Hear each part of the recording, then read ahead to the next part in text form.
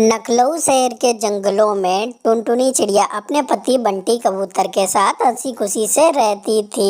एक बार की बात है, उसी जंगल में एक माया राम की इच्छाधारी नागिन रहने के लिए आती है। वो उसी बिल के नीचे घोंसला बना लेती है जहाँ पर टुनटुनी का घोंसला होता है। टुनटुनी जी, कुछ ही समय बाद आप अंडों को जन्म देने वाली हो, अपने अंडों की बहुत ज्यादा रक्षा करेंगे। ऐसा तो बंटी कबूतर अपनी पत्नी टुनटुनी से कहता है। हाँ हाँ बंटी जी, हम दोनों मिलकर अपने अंडों की रक्षा करेंगे।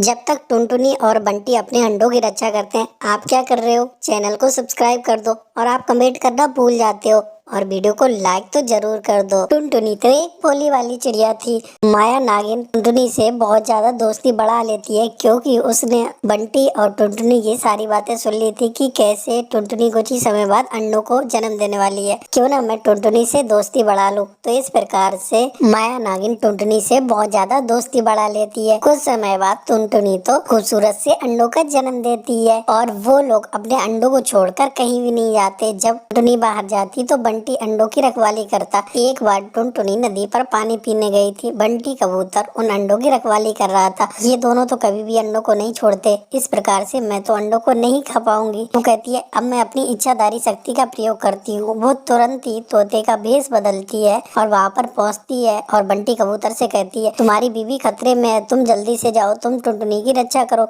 तुम सच कह रही हो? तो वो कहती है, तुम मेरे अंडे को देखे रहना। इस प्रकार से वो नागिन बंटी कबूतर को बाहर भेज देती है और झटपट से एक अंडे को खा लेती है। इधर बंटी को देखकर टुनटुनी उससे कहती है, आप इधर कैसे? आपने अंडे को कहाँ छोड़ दिया? वो कहता है कि मुझे लगा तुम मुसीबत में हो, तोते ने मुझे ऐसा बताया। उसके बाद टुनटुनी कहती है, ये कोई जाल है। दोनों भगकर घर पर आते हैं। टुनटुनी को माया नागिन देख लेती है तो वो सरपट वहाँ से भागती है और अपने बिल में जाकर छुप जाती है। जब टुनटुनी घर पर आती है वो तो रोने लगती है कि देखो ना बंटी जी, आप थोड़ी देर के लिए बाहर गए, देखो मेरे अंडे को किसी ने चट कर गया। टुनटुनी का रोना सुनकर तो सभी पंछी वहाँ पर इकट्ठे हो जाते हैं और सुंदरी कौई टुनटुनी से पूछती है, टुनटुनी बहन तुम्हें क्या हुआ? तो टुनटुनी उसे सारी बात बताती है, इस तोते की वजह से मेरे अंडे को कोई खा गया, मुझे लगता है इसी ने मेरे अंडे को नुकसान पहुँचाया है। तोता कहता है, टुनटुनी बहन आप मुझे गलत समझ रही हो, मैं तो आपके घर पर आया ही नहीं। लेकिन अब टुनटुनी के पास रोने के सिवा कुछ भी नहीं था। अब उसके पास एक ही अंडा बचा था, वो बेचारी उसी की रक्षा करती है। कुछ समय बाद उसके पास माया नागिन आती है। वो कहती है, देखो ना इस जंगल में कैसे पशु पंछी रहते हैं जो अंडों को गायब कर देते हैं। वो तो ऐसा भोला बनने का नाटक करती है।